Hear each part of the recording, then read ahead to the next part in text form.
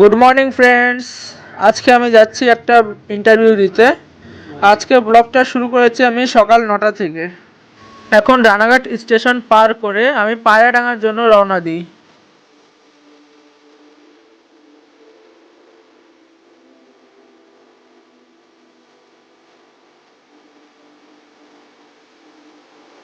Interview সেন্টারে পৌঁছে আমার আগে ডকুমেন্টসগুলো রেডি করে নিই।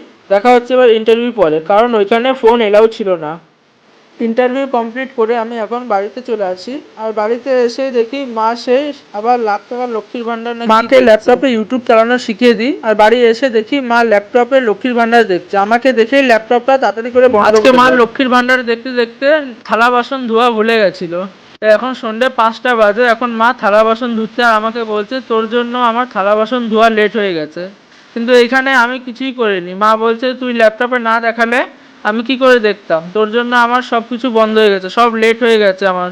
সন্ধ্যাবেলা একটু ঘুমানোর পরে এখন 8টার সময় আমি চলে আসি আড়ংঘাটা স্টেশনে, কারণ আজকে আমার আবার সোনার বাংলা রিসর্টে যেতে হবে। আগামীকাল থেকে ওখানে আবার ইভেন্ট আছে।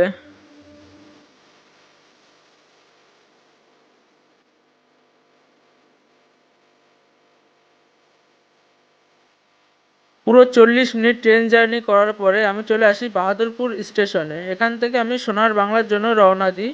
এই যে সামনেই আমাদের সোনার বাংলা রিসর্ট।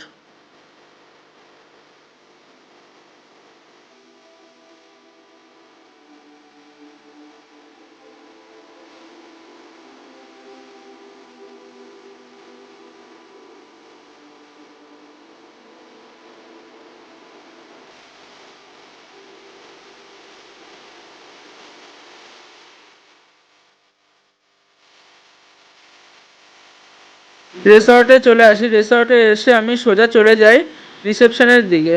রিসেপশনে যেয়ে দেখি আমার মামা আর একটা ছেলে বসে আছে। ওরা দুজন আমাকে বলছে তুই আবার চলে এসেছিস। আজকের ব্লগটা আমি এখানেই শেষ করছি। এটা আজকে মিনি ব্লগ।